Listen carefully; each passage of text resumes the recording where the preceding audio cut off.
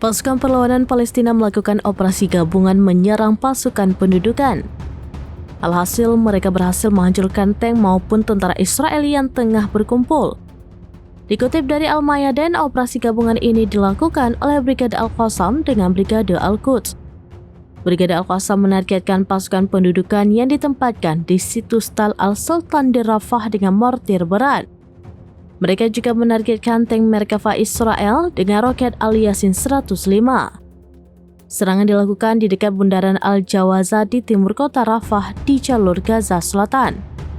Pejuang Al-Qassam turut melawan pasukan Israel yang ditempatkan di poros Netzarim dengan roket Rajum jarak pendek kaliber 114 mm. Sementara Brigade Al-Quds menembaki posisi militer Israel di sepanjang jalur pasokan di poros Netzarim selatan kota Gaza dengan mortir. Lokasi militer Israel Karem Abu Shalem dan Sufa sebelah timur Rafah juga diserang dengan mortir berat. Selain itu, mereka secara bersamaan membombardir pusat komando dan posisi pasukan Israel dengan 107 roket dan mortir.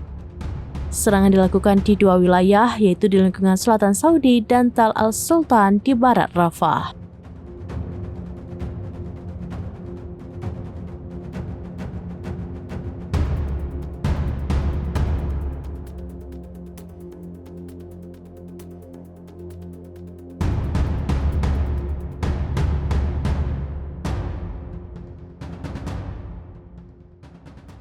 Download Tribun X sekarang, menghadirkan lokal menjadi Indonesia.